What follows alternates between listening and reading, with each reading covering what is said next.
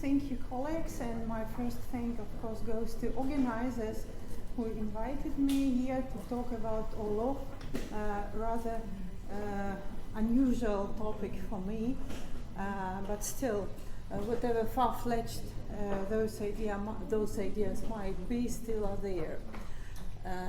So this is the outline of my talk, and main idea would be that we can use some of. Okay, thank you.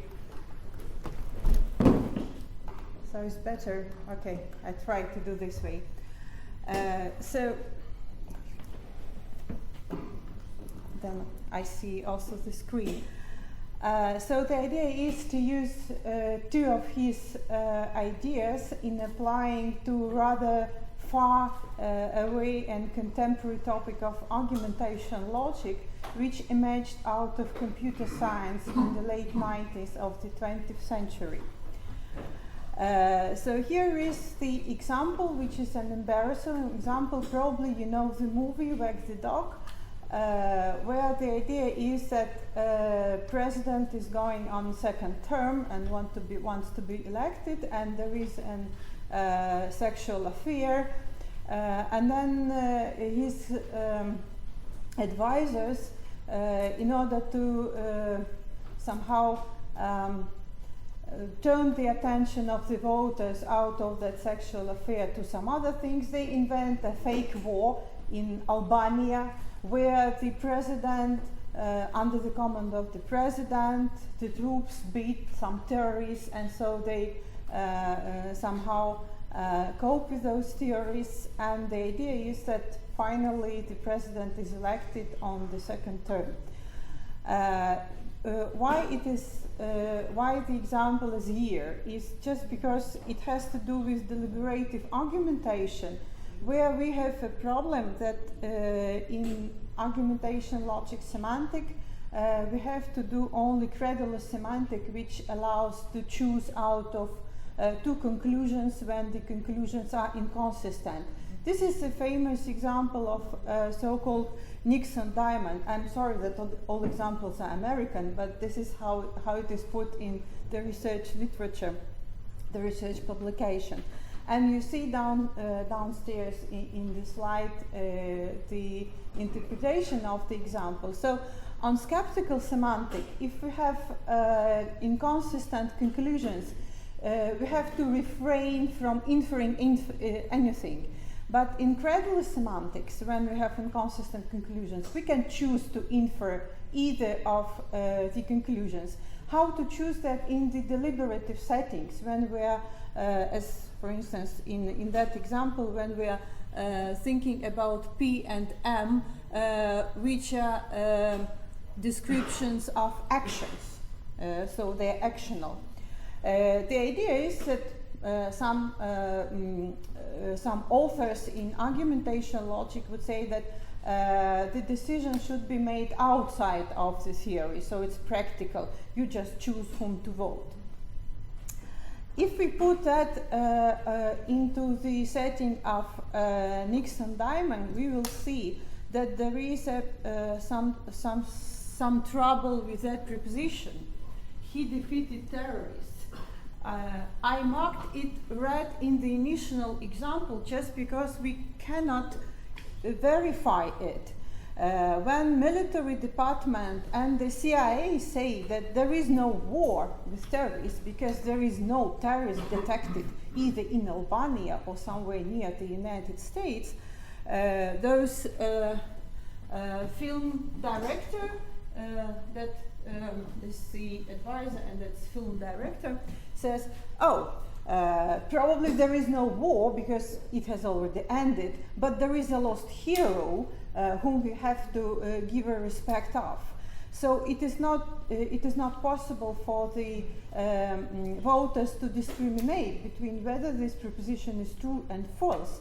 In fact, about this one is also that is involved in the sexual scandal, because everything the voters can see is put on the TV, and so we can only evaluate what we see on the TV, and it's a spectacular movie either about war or about sexual scandal. So it's problematic to verify it. That's the problem. So when I put it here, he defeated terrorists, we are in trouble with P1. Now let us move to some information about argumentation logic. Argumentation logic suggests that in case we have different kind of reasonings put as argument in dialogue, we can abstract ourselves from analyzing arguments as they are constructed from premises to conclusions, but look at arguments themselves and impose a binary relation between them called attack, and then calculate the conclusions depending on whether the arguments were attacked or counter-attacked. And here you see a classical definition, acceptable, which is the classical definition given by Dang in his seminal paper of 1995, which suggests that if the argument, if there is an attack on argument AI, then there is a counter-attack that defends that arguments against that attack. What is troublesome for deliberative argumentation in this definition is if, because it's not if and only if, but just a conditional. It means that we can have acceptable arguments with no attack, unattacked. Like here, for instance, argument I3 is unattacked, but according to that definition, it is still acceptable. And the same we can say about argument A1 regarding attacks from B1 and then counter-attack of A2. But they are different because one is unattacked and the other one is counter-attacked. So that's the difference. And there is a default relation of support. We can see it in a different way, and there's a long discussion in the papers about argumentation. But here it's just a defeat relation with no attack between inside the pair of arguments. So I skip that now. On the basis of that classical definition by Dang, we can defend some extensions, starting by the weakest one, admissible. Then we can have complete extensions of all acceptable arguments, and then we have split. If we have maximal extension, for instance, if you go back here, maximal extension would include all attacked and counterattack and unattacked arguments. But if we look at here, grounded extension goes for skeptical semantics. It will be minimal extension of acceptable arguments, and in result, it will have as its elements only counterattacked argument that is defended. And we can also define, there are several inter-extensions between them, but those are key extensions we use. Stable extension, for instance, in credulous semantics would be most aggressive one, when the argument in the subset C attacks any argument attacking the subset C. So it's of this sort. So let us move now to the problem. So we have a set of arguments and definitely have attacking arguments in the upper part of this slide. And we have a suspicious deliberative argument on which the reasoning in the left-hand side is based. What the film producer wants us to do, he wants to have a skeptical kind of semantics in order to refrain of verifying that position. Yes. So don't look here. Just trust me here and vote on the basis of those arguments. But as many authors in argumentation logic have shown, deliberative argumentation has to rely on credulous semantic only, because it's about actions. So how we then can reject or accept suspicious arguments without giving up the credulous algorithm, without falling down into skeptical? There are 4 solutions, as far as I know. The first one, I will probably start with that. Critical questions is informal solution. Just ask a critical question concerning the goal of that action. We can consider that critical question in the vein of Dunk's definition as a counter-argument also. Yes? Counter-argument put either here, suspicious statement, either here also P11, suspicious statements, which we can verify only watching our TV, what TV production would show us. So this is an informal solution. This is one solution I will skip for brevity, and I was prompted by Jan Wolensky in June, also here during formal philosophy, about the theory of rejected prepositions. There was a nice discussion in 70s in Studia Logica. It was inspired, as the authors say, by Lukasevich and Lukasevich type decidability, and Lukasevich, as he himself reported in his papers of 20s, that he was inspired by Aristotle. So the idea is to use two rules and then to create a system where we have not just the inference definition that would move from true to true preposition, but also from false to false. But it will not help us here because we will have an exhaustive disjunction, either preposition true or false, each as a complementary. So I will not stay here, but move further. There is another idea how we can solve that, to return back to the previous theories that grounded Dunk's definition, that is negation as failure.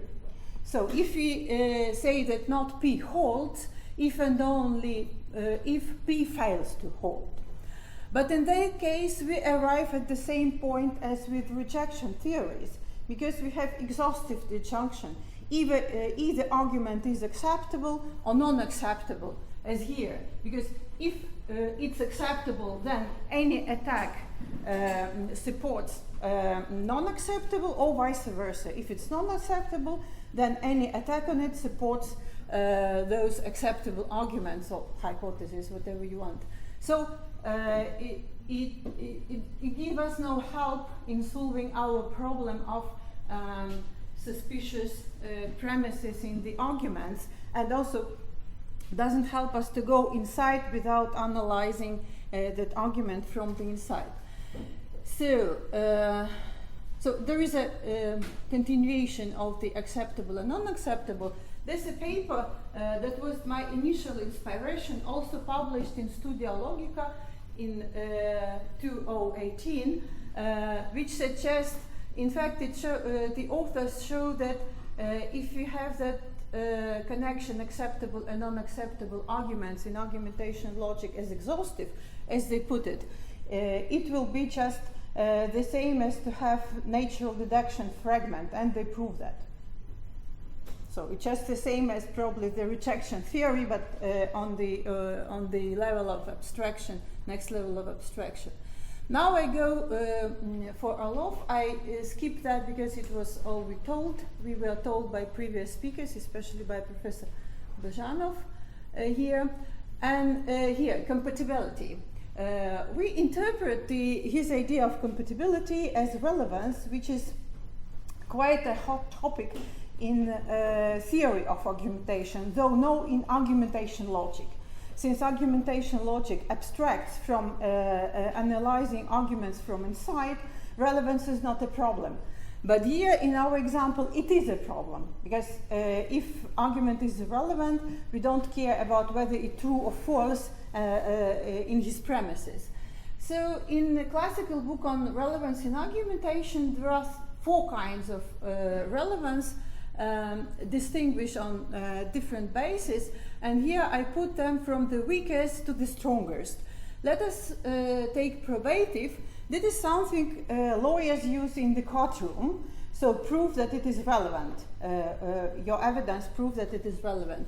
But in argumentation theory, though not in argumentation logic, we would like to have dialectical argumentation, dialectical relevance, something like argument is relevant when it is sufficient to prove its conclusion or to counter the contrary to conclusion. So it's not only relevant in topical sense or probative, it is relevant in a wide inferential sense. It is sufficient. So those are axioms and some definitions here from right to left, as Orlov puts it. But I go for the next slide, but it's the main slide I wanted to show. So this is something Graham Priest was telling us about, that there are two functions, and here this the citation from Orlov paper, provable and absurd. I will go for absurd sentences, which are provable that A false, so X A. So he says explicitly that this disjunction is not exhaustive. And if in our case we don't know if our argument is provable or absurd, since we cannot verify one of its premises, so we can take that we don't know its negation and call it inacceptable. It may be a temporary label, inacceptable, before we realize whether it is acceptable or not. Here we have acceptable, here not acceptable definitely, and here we have inacceptable as covering them both, that we cannot prove but cannot disprove. If we look inside the argument using Orlov's shoes, then we can divide them into compatible and incompatible. We of course want to have only compatible in the sense of dialectical relevance. And check it if they are compatible either inside the argument or to other counter arguments put to it. So using that idea of inacceptable as in between of having acceptable or non-acceptable will not beat something, or will not negate the definition given by Dunk, but still it makes our range of argumentation wider by labeling it as dangerous or suspicious argument, which we have to analyze in some other way before we start to counter-argue it. What then will be inacceptable arguments by definition? So this is the definition given by Dunk, and this is definition I suggest for inacceptable arguments when we have no attacks of B on A and we discuss the argument B, it remains unattacked. So what we do then with that example? That's what we do. We first say it's unacceptable, then we counterattack it. Then we check compatibility or relevance, either inside or outside it. And then we qualify it as accepted if and only if we can counter-argue it, it is defended, otherwise non-accepted. So it's a temporally label, temporally qualification.